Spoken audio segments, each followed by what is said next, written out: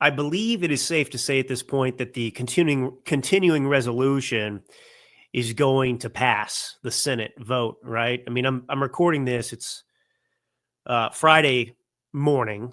And so, this vote hasn't necessarily happened yet. It will be happening probably while I'm even doing the show. But, Chuck Schumer's come around. I mean, there's no way the Democrats at this point aren't going to vote to support this continuing resolution because it was a lose-lose for them. They could either lose today or lose in the future.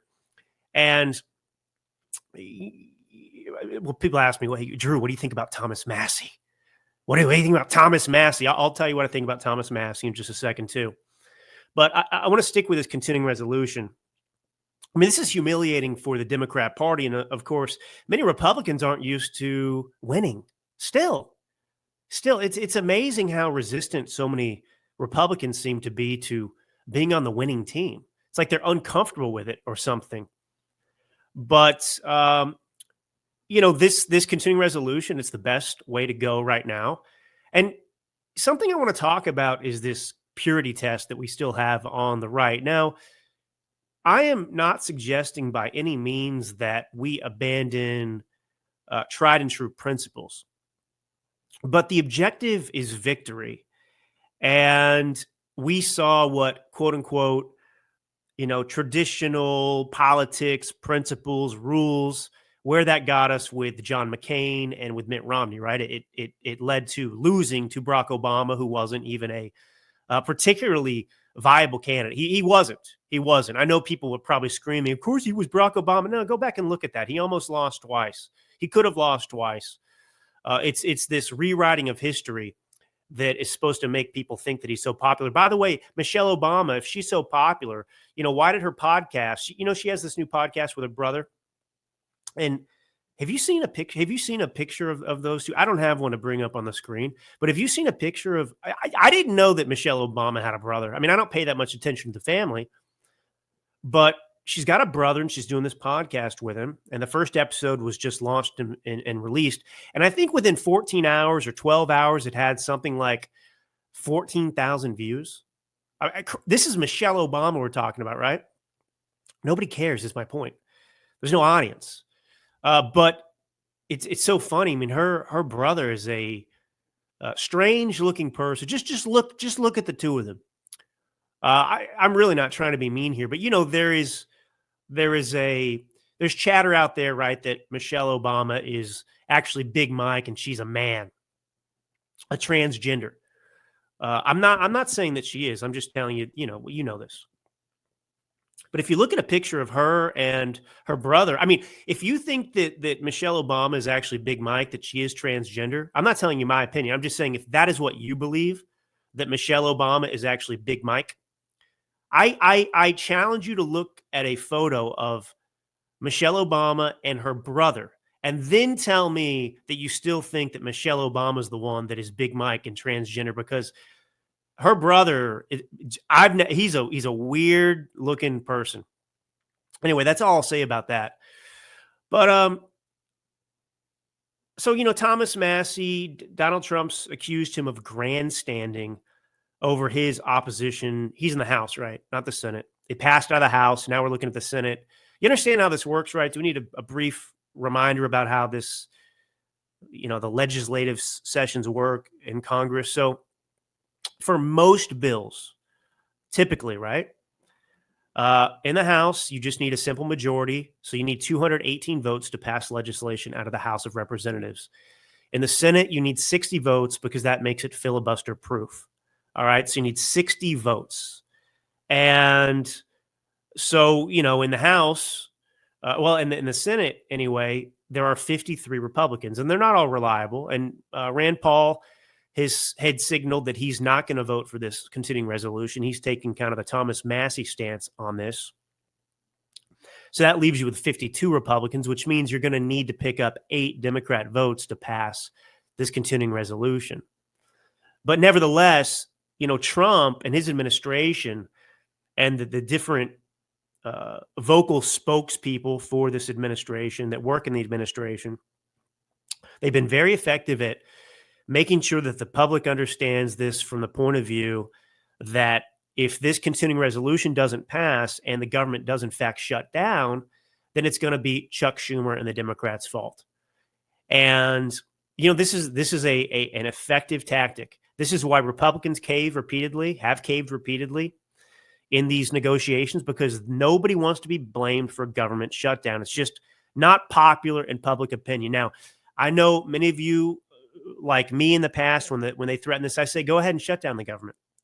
It's like what Doge is proving now. There's waste, there's fraud. We don't even need the government. And of course, the Democrats always lie about what the consequences of a government shutdown are going to be. Now, the administration can choose how painful it is because they can control kind of, in some ways, which things shut down and where it's going to pinch you and where you're going to feel it the most. They can publicize things and, tug on your heartstrings. But, the essential government services, Social Security, those payments still get made. So the Democrats always act like your grandma is going to starve and die. And none of that's true with a government shutdown. And at the end of the day, the government employees get paid anyway. They get furloughed. And then once Congress actually, comes to an agreement and passes a budget or a continuing resolution to keep funding the government, those employees get back pay. So it's really not that big a deal. It's not the end of the world. But nonetheless, that's the effective tactic, and it works for whatever reason. And so it was amazing to watch because Chuck Schumer, I think on Wednesday, he stood there in Congress and he said, we are not going to support this continuing resolution. We're not voting for this. We're not supporting it. We're going to shut the government down. That's basically what he said. And then you go a day later to Thursday, and he stands and he says, okay, we are going to vote for the continuing resolution. I'm going to vote for the continuing resolution, I being Chuck Schumer, because, the government shutdown's too bad. So the point is they don't have any cards. And this is going to apply to Europe and Canada and Mexico and tariffs. We hold the cards, and, the American public needs to understand, the Republicans, MAGA out there need to understand what our position is in all these negotiations, where we are, what leverage we have. And we have a lot. So we need to start thinking differently. And there's an immense pressure campaign out there to convince Donald Trump to abandon his agenda. So the stock market is tumultuous. Now it's gone down, it's come up. And this is not abnormal. Look, the stock market, there's no simple explanation for the stock market. There's so many factors and so many games of shenanigans that get played behind the scenes. But one thing that can be said about the stock market is it reacts to certainty, right? So if there is uncertainty in the financial market, then, it's going to move around, take a dive, come back up, and so on and so forth. And so Charles Gasparino actually wrote a great piece. I think I read it at the New York Post about this. And he said, do not worry about the stock market. Now, I understand, many people, young, old, people that have a lot of money invest in the stock market. You're watching this and you're scared. I don't think you need to be. I think Charles Gasparino made that point as well. If you go back historically and you look at, the big run we had, you have moments like this of course correction. Now, there may be some losses in the stock market, and I'm not some financial advisor, but I would just advise, just stay in there and keep cool, because there are corrections that are needed, because the government, as Charles Gasparino writes in this great piece, I thought, at the New York Post, the stock market and these companies are addicted like drug addicts, like heroin, to government money, the way things have been done over the past 4 years. And the Biden administration, look, one thing that you should understand is that the economy that Donald Trump inherited is and was far worse than the media, or certainly the Biden administration, or anybody told you it was. I have an article here about something else they lied about. Look, the Biden administration frequently lied about job creation, right? They would tell you that they created 1 million jobs, and then several months later they would do a correction and say, actually, we created 0 jobs. So it means they lied about it. So they fudged everything. So nobody had a clue what was actually going on. But we do know that inflation persisted, and that was a problem. And so, the stock market is not the end-all, be-all for understanding, comprehending, and gauging economic health. Currently, Inflation is down. And I've got a clip I'll play from CNBC that's just like, can't believe it, and gives you some context about what it means. Egg prices are down by almost $2 since January when Trump took office. You've got gas prices that are coming down as well. Inflation, like I said, is down. Consumer inflation is down. So there are beacons of hope in the economy already from Trump being in the office. Now, here's the thing: if you thought that Trump was going to be able to solve all these problems in 50 days, then I don't know. I mean, that's completely unrealistic. There's still legislation that's going to have to be passed through a budget, right? Which will probably use reconciliation. So you only need a simple majority vote in the Senate. You can bypass the 60-vote filibuster-proof majority that's needed for legislation. Typically, this is what Democrats have used time and time again: reconciliation. It's a bill passing process that's related to the budget. But we've got to get in there. And here's so my point on Thomas Massie would just be simply to say that he's a purist. And he is grandstanding. Now, I'm not saying I hate Thomas Massie. What's interesting about Thomas Massie, as I've discovered over time, is that he doesn't have massive popularity, right? I mean, he's just a congressman from Kentucky. But he has very vociferous support from those that do support him. So, it's like the DeSantis crowd during the primary process. Obviously the pro-DeSantis crowd was much smaller than the pro-Trump crowd. Otherwise, DeSantis would have been the nominee instead of Trump.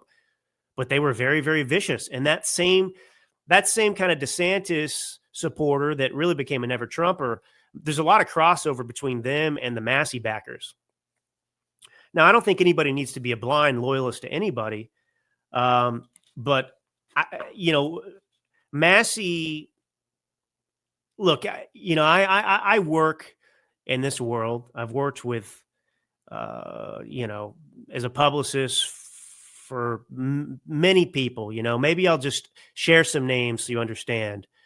Tulsi Gabbard, Ben Carson, all right, Carrie Lake, Marjorie Taylor Greene, Charlie Kirk. I mean, I could go down the list. It's so long. I've got 12 or 13 people that are in the Trump administration now, Hung Cao, who's the undersecretary of the NIT. My point is, I work with these political people.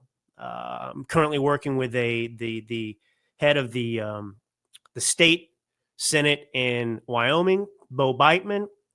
So I just mentioned these names because I know some of these different personalities and things. And I am not talking about any one of these people specifically because they're all different people. And frankly, I feel fortunate because almost all the people I've worked with and had the pleasure of working with as a publicist have been wonderful, tremendous people. And many of them are doing God's work now in the Trump administration, right? But I would just say that if you want to go into politics, you're an ambitious person. You don't want to stop at congressman. You don't want to stop at, a state representative. You're aiming for, the top. You want to be president one day.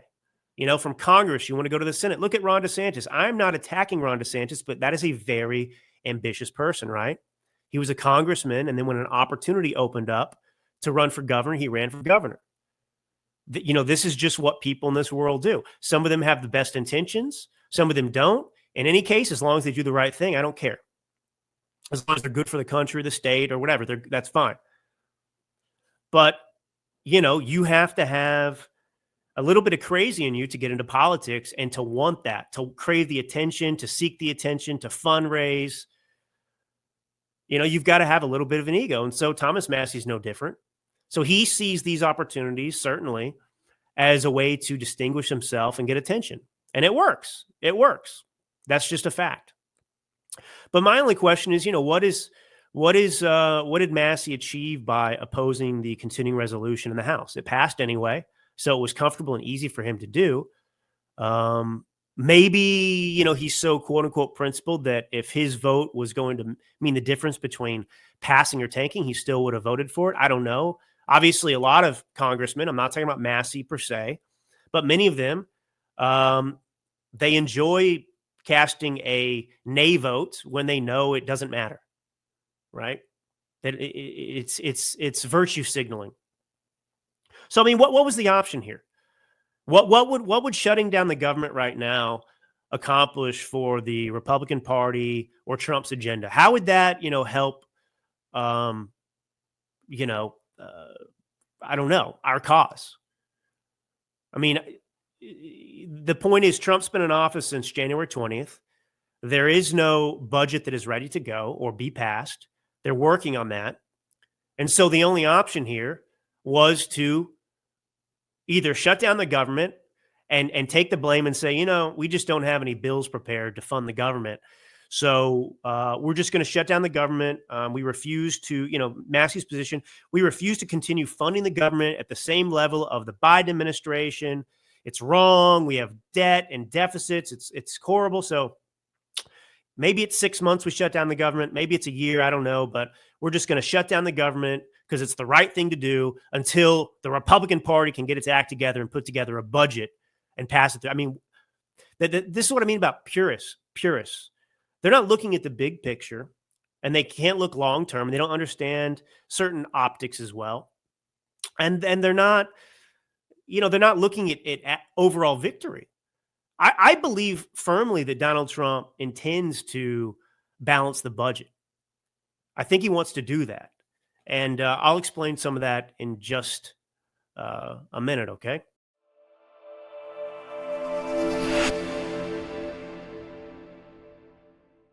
What do a neurosurgeon, a country artist, and a television and radio host have in common? They all saw the writing on the wall.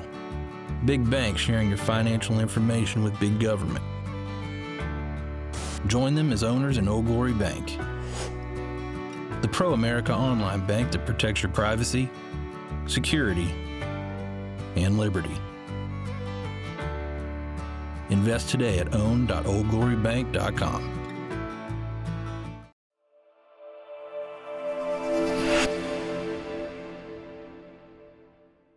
So, what were the options here? For the purists, it doesn't make any sense. I mean, and in this case, it's a political victory for Trump. And it shows what leverage we have over the Democrat Party right now, and. I didn't see a realistic plan put forward by Massey. I didn't hear him urging since January 20th, hey, we've got to get this budget together because it could. I mean, this is the thing. Massey was there. These other Republicans that were currently serving under the last minute, in 2024, they knew that this government shutdown was coming March 14th. They knew because they voted on this in December. To fund the government. So, I mean, we've had all these continuing resolutions and it's been a disaster. I agree. Look, ideologically, I agree with Massey, right? I agree with Rand Paul. I too firmly understand the severity of the financial situation that the United States of America is in, but it's not a quick fix. There has to be a comprehensive overhaul. And you've got to be strategic about how you're going to fulfill that objective. And I mean, we're 36 trillion in debt. So everything Massey says about the debt and the deficit, I mean, he's absolutely right. People should be losing sleep over this, and they haven't, obviously. But, Massey voted in 2023 to suspend the debt ceiling for Joe Biden. Now, Thomas Massey will say, hey, well, I wasn't unprincipled by doing that because I only did it because there was a provision in the bill that would require Congress to actually work on 12 budgets or otherwise face an automatic 1% spending cut. And so he allowed that suspension to go forward with the promise of this thing that happened. And obviously nothing changed, but we're running these $1 trillion deficits year after year, and it has to stop. And the other thing is Doge is doing its work right now. If you're going to put together a budget for Congress, right? And it has to be relatively radical and revolutionary if you're going to change the numbers. Because in the past, obviously what happens is you just increase funding to all of these different bureaucracies. You never get a budget that's less than the previous budget. You're always increasing the number and adding to the debt and deficit. So DOGE right now is going through the process, and the Trump administration at their recommendation is firing federal employees. They are downsizing these bureaucracies, potentially getting rid of the Department of Education. So if you're sitting here in uncertainty right now, which we are, because we don't know, like, what budget does the Department of Education need if it has 50% less employees? Or what is the Department of Education's budget going to be if there is no Department of Education anymore? These are the things they're working through right now, and they need to figure that out in order to start funding the government. Because the point is, once you pass this bill, I mean, you're kind of setting a new precedent for the future makeup of government. So, this is the new, so you do want to be careful. If you're going to make these radical changes, you want to understand and you want to look ahead and you want to be pretty concrete in terms of where you want this government to head in terms of slashing it.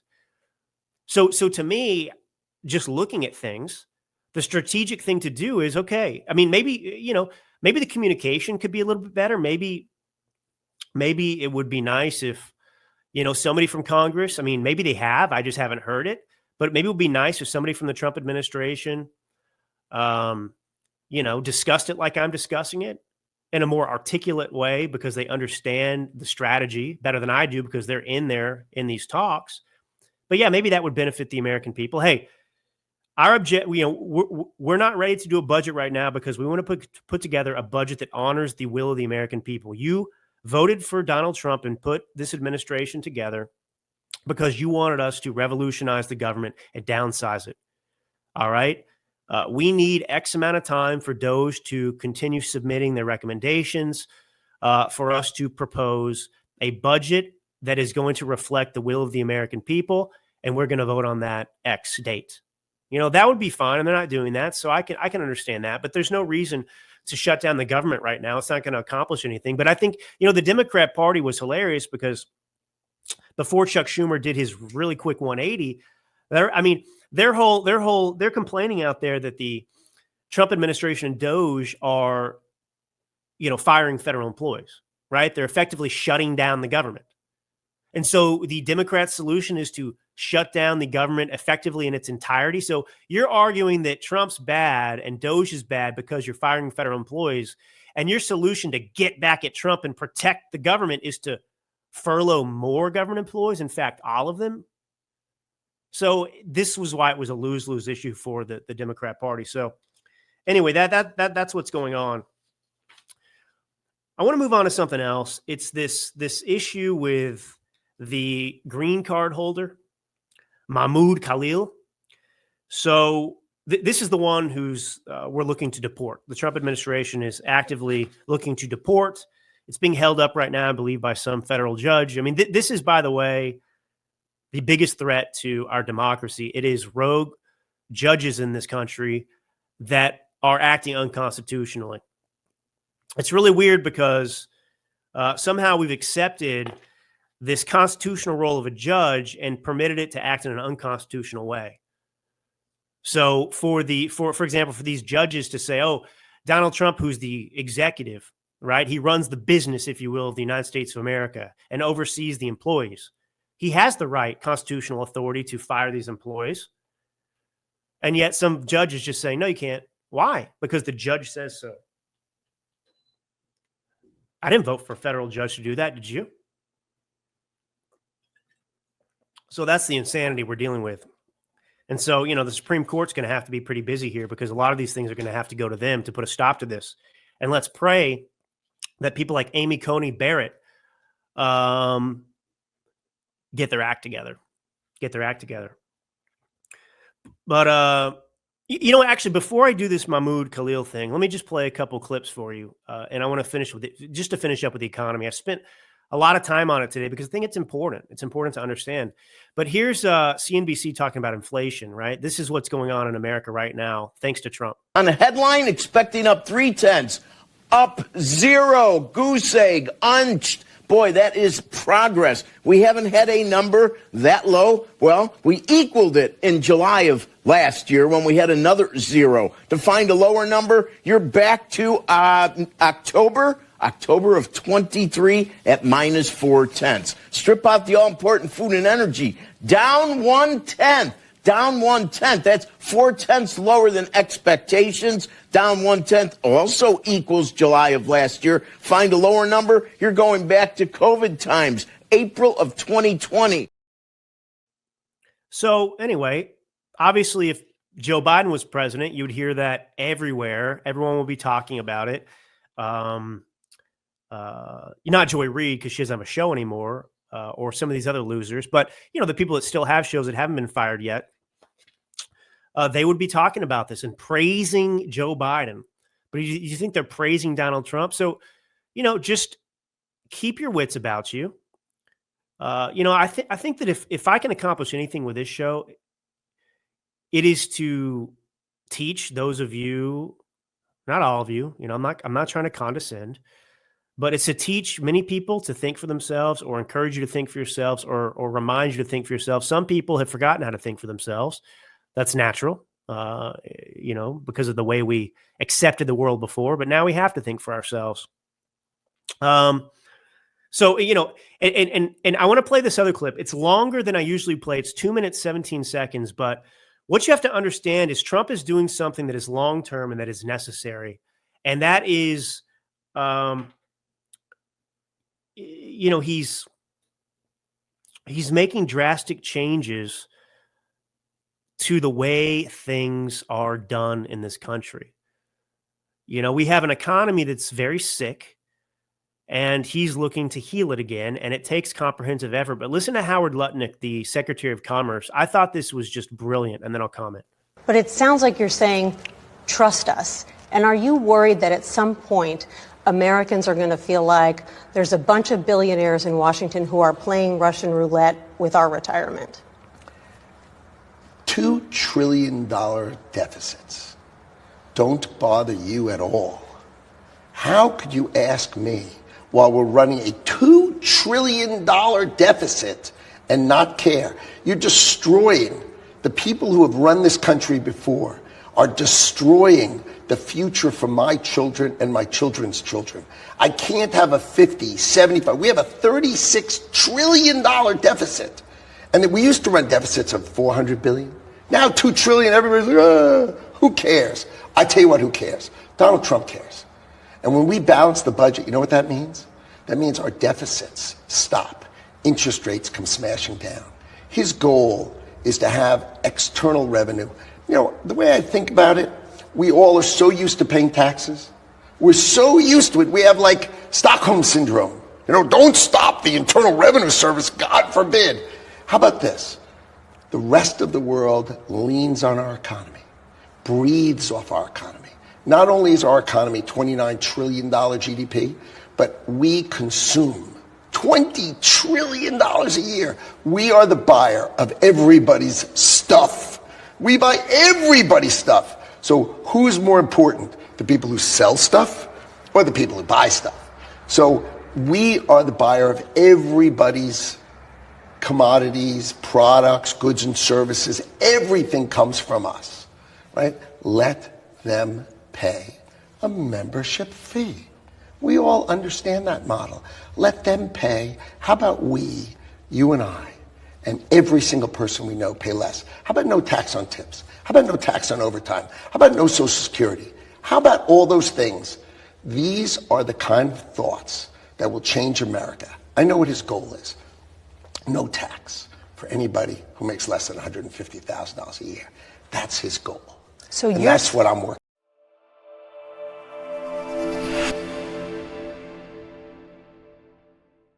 War is this massive racket. I mean, we are at war constantly.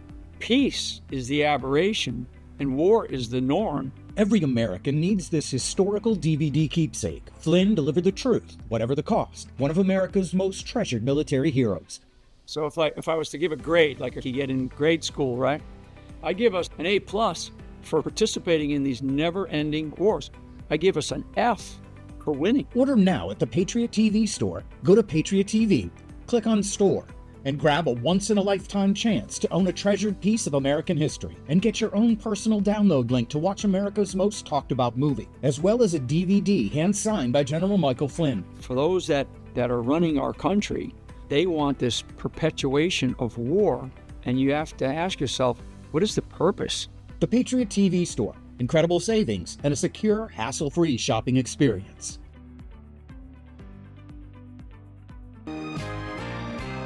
I couldn't give anything a higher endorsement. I would be remiss had I not include Cardio Miracle on my very short list of secrets. It's the real deal. It's a real product. It's not another supplement. I'm operating about 6 to 8 hours, and I've noticed that being on this Cardio Miracle has made a huge difference. Since I started taking Cardio Miracle, about 8 months into it, the benefits have been fantastic. You know, if I get hungry, then I just have a Cardio Miracle. Not only is it safe, but it's necessary to take Cardio Miracle to stay well. This let me sleep. It's showing up more energy, more get up and go. And it's all because of what this company does. For me as a doctor, Cardio Miracle is a staple. Cardio Miracle to me is hope in a glass.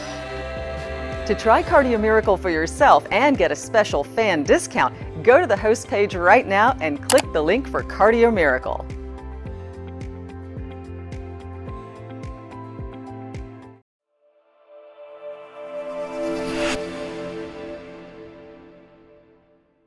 So it's just a new mindset. And it's a mindset that is rooted in self-confidence and self-awareness. You know, we are the most powerful, influential nation in the world, and we're acting like we are Mexico. Why are we doing this? And this, is, of course, is largely due to the Democrat take over the education system that teaches us that we should be ashamed to be an American, that it's wrong that we're successful, it's wrong that we have money, it's wrong that, you know, we're powerful. And that's nonsense. We should be proud of who we are, proud of our heritage, and we should look out for our country and our countrymen first. America first.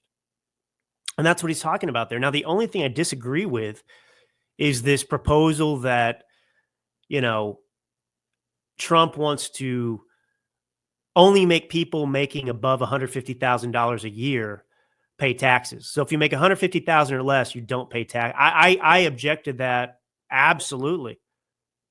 I do not believe in this punitive idea that though it's like the rich must pay their fair share. No way. The goal shouldn't be to make people that make $150,000 or less pay no taxes. The proposal should be a fair tax. It should be a flat tax.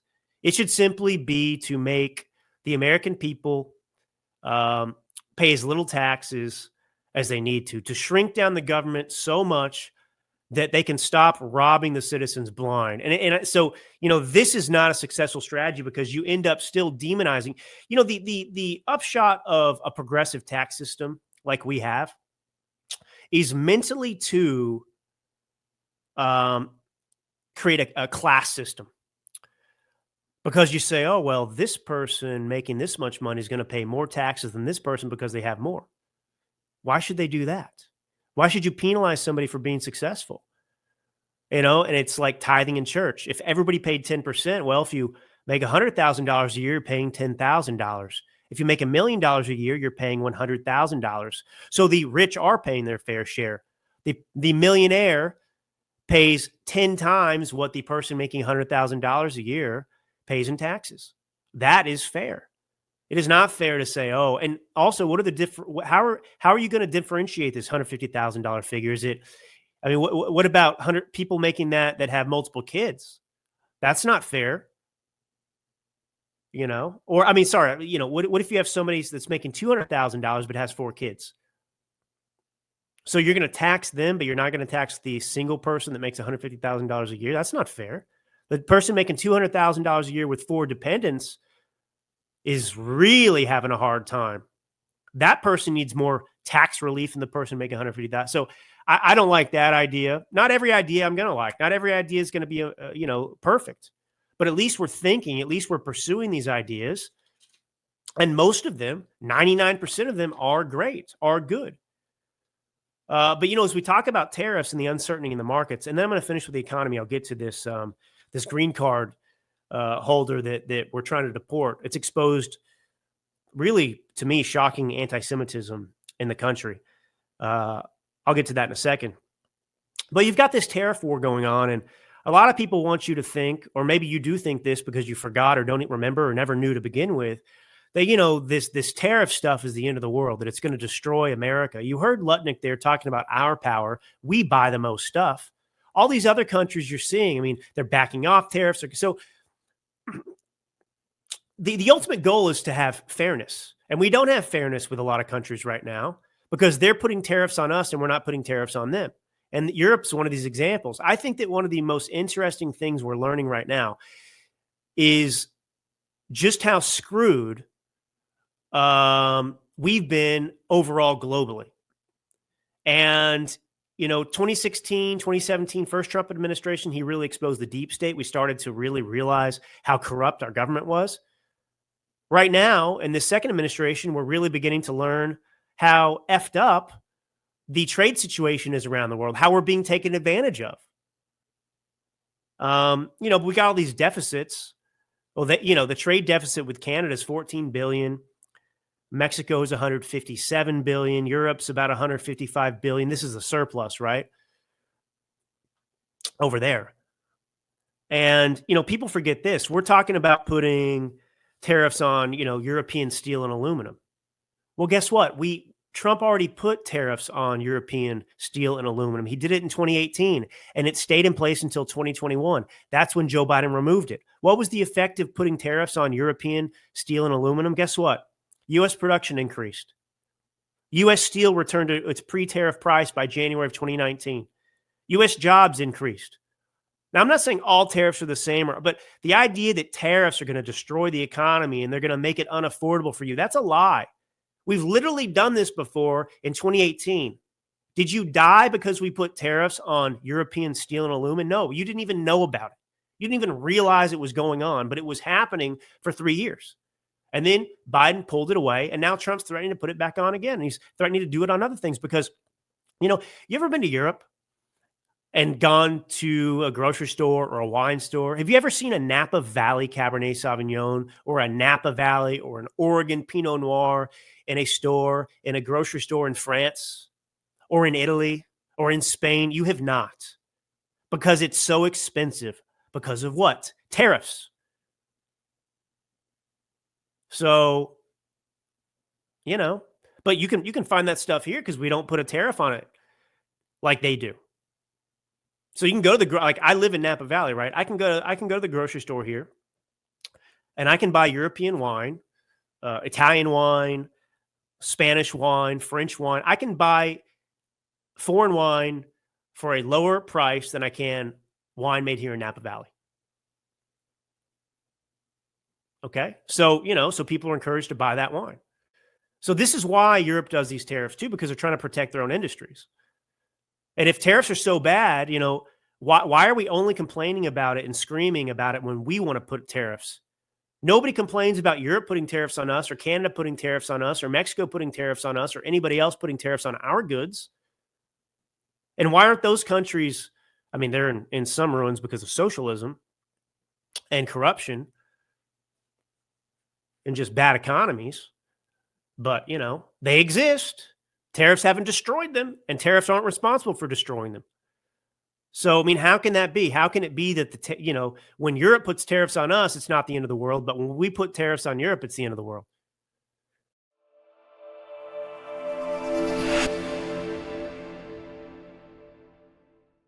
Attention American business owners, big or small, your company deserves to be seen, and Patriot TV is here to help.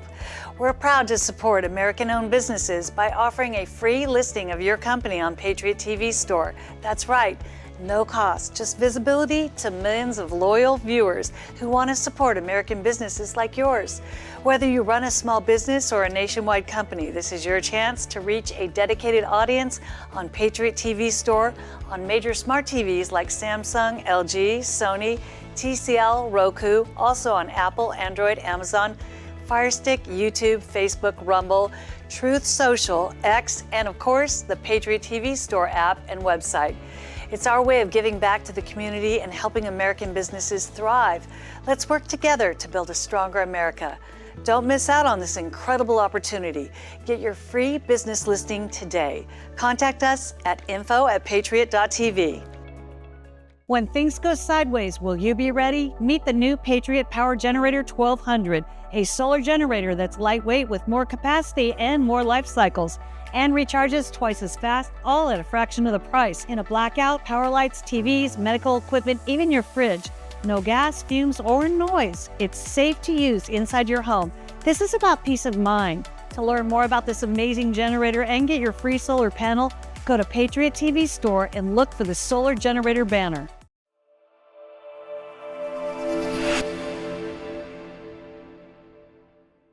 Okay, so let's talk about, this Mahmoud Khalil. The short answer is the United States is absolutely within their right to deport him. 100%. It's a fact. Green card holders are not U.S. citizens.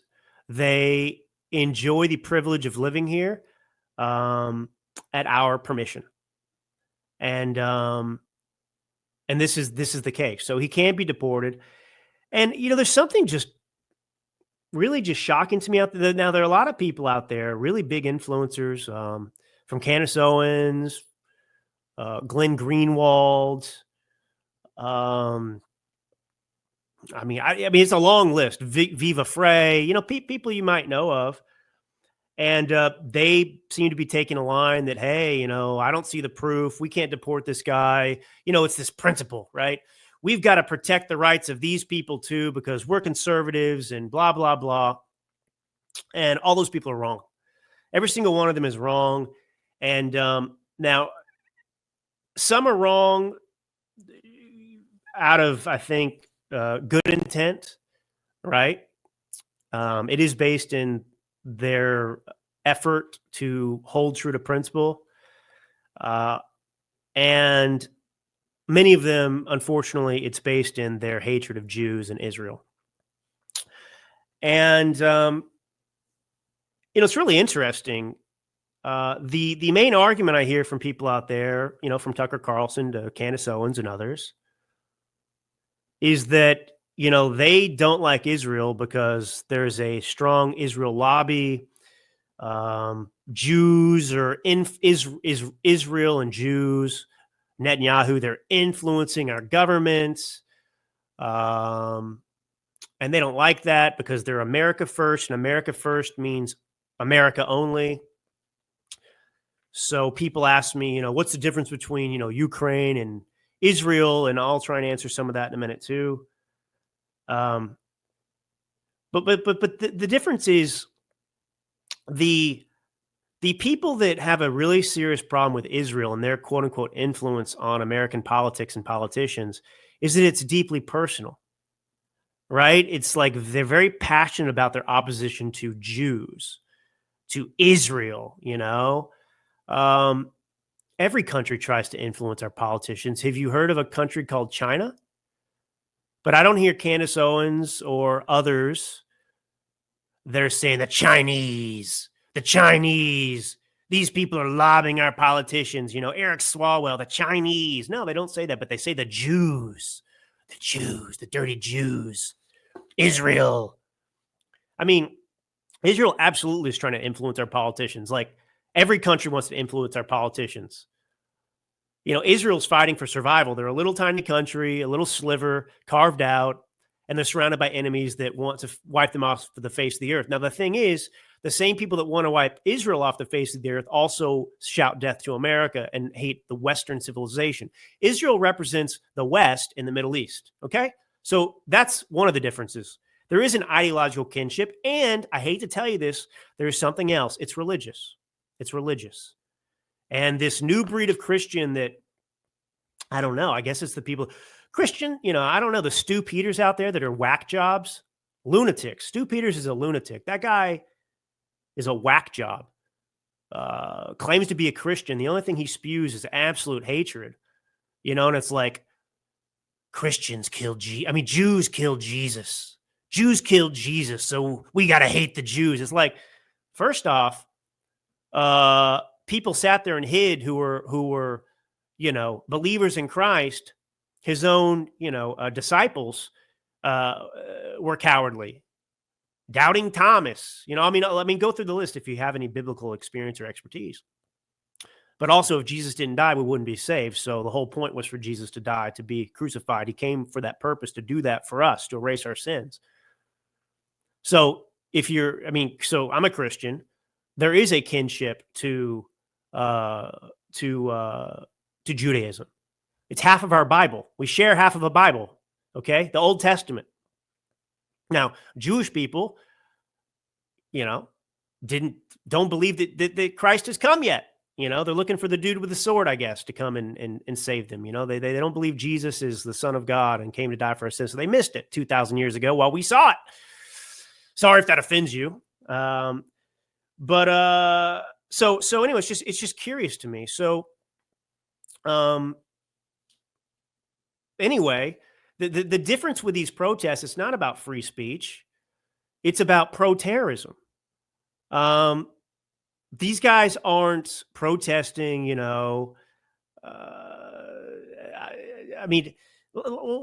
Mahmoud Khalil, he leads something called the Colombia Apartheid Divest. All right, this is a radical group that calls for the end of Western civilization. It's pro-Hamas, it's pro-Hezbollah. Those are terrorist groups.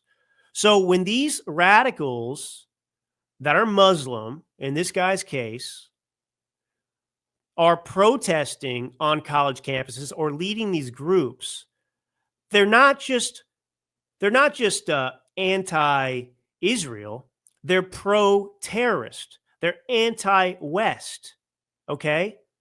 So it's no different than going out and being, pro-Taliban, pro-ISIS. So let's not forget that. That's an important distinction to make. They're not just, protesting. They're protesting for terrorist groups.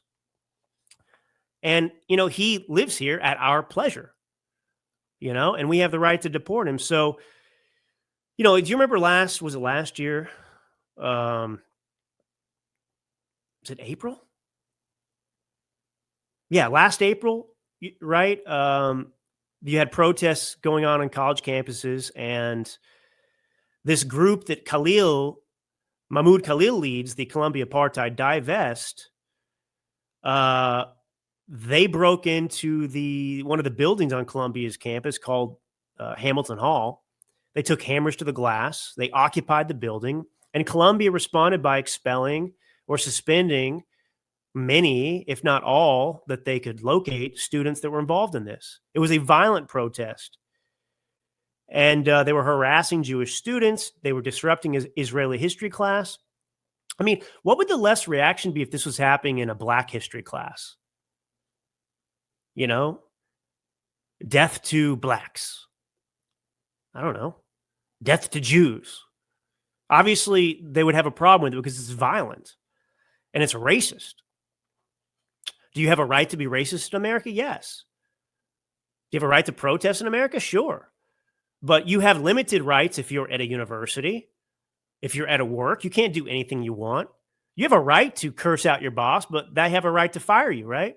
You have a right to protest and take over this hall, but, the school has its own laws too that aren't based on the quote-unquote Constitution. This is not news. So anyway, Khalil is a Syrian-born Palestinian. Okay, no surprise. He's obviously anti-Semitic. Can you be anti-Semitic in America? Is that a crime? No. But this guy was the lead negotiator for the Colombia United, as I've said, the Apartheid Divest.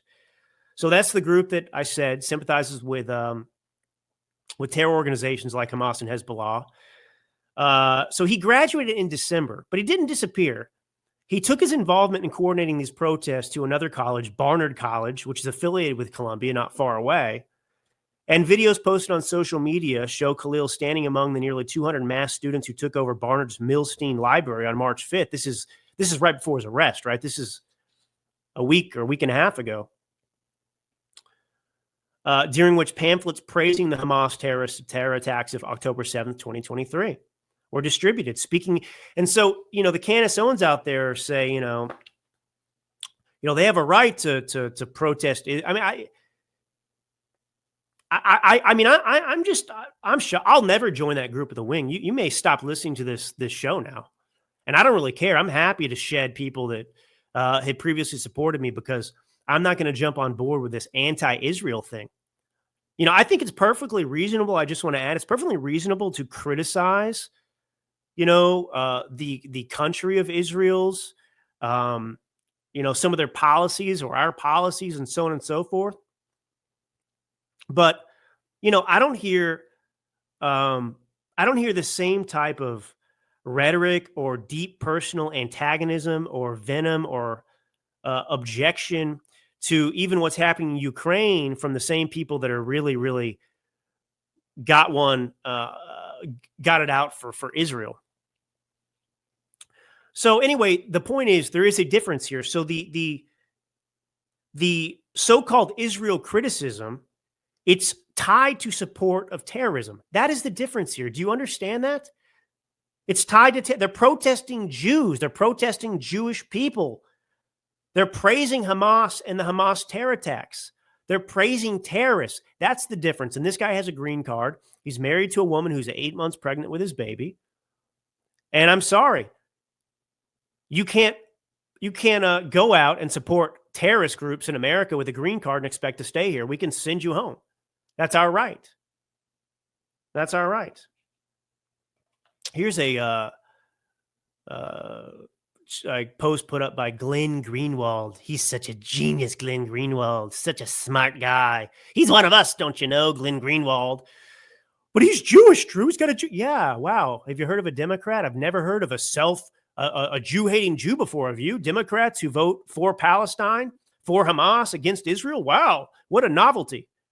Okay, here's Glenn Greenwald. The reason so many people want Khalil deported, despite all of these admirable traits and achievements, is that the only relevant metric is whether you love and support Israel. That plus the desire to intimidate everyone in the U.S. who might protest the U.S.-Israel relationship. So this genius, Glenn Greenwald, who's got a Jewish name, I think he's Jewish, oh my goodness, he thinks that, this is just based in a asymmetric,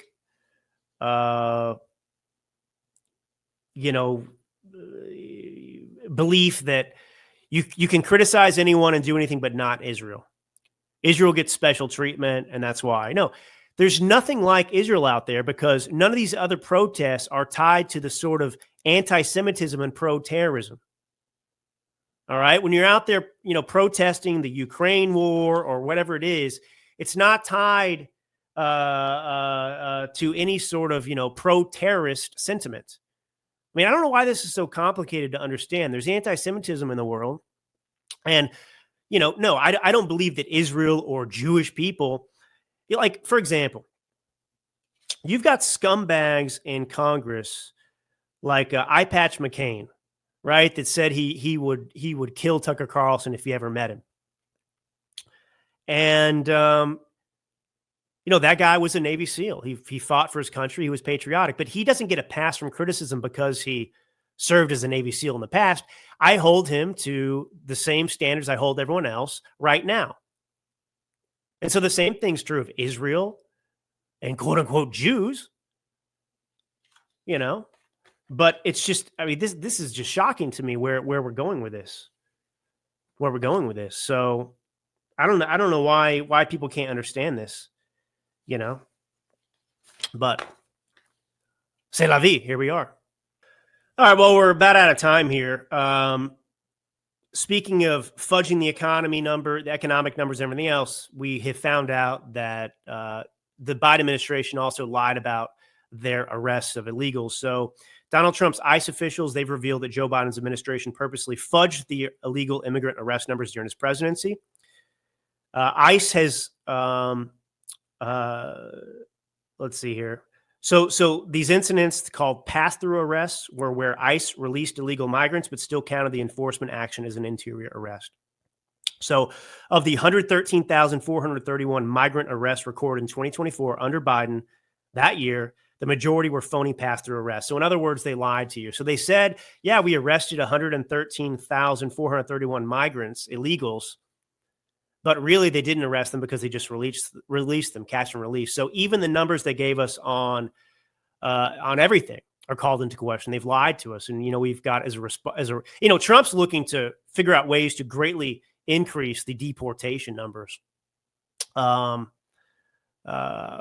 think right now we're on track. I don't know what the figure was, 700,000 this year, something like that, a little under 1 million. But that's not going to get rid of the 10 million plus that came in over the last 4 years. So there's a lot of work to do. But look, the point is, there's a great effort. The Democrats are out there protesting Tesla now. They're using intimidation tactics. It's all political terrorism that's happening right now. And the objective by the media and everything else is to chip away at Trump's loyalty, to make you doubt his agenda and what you voted for. It's going to take time, and Trump needs to stay the course, and you need to make sure that you continue supporting him on that. Now, when stuff like 150,000 and under salary doesn't pay tax, okay, fine, criticize it. But right now we're on the right track, and Trump is doing the work that needs to be done, and we need to support him. And that's the problem with Massey right now. He doesn't understand, apparently, for all his comprehension of the stakes that we're in, he doesn't understand the limited time that we have right now to solve these problems under Trump. But that's why Trump is the GOAT of politics. All right, this is Drew Allen, your Millennial Minister of Truth. God bless you all. And until next time.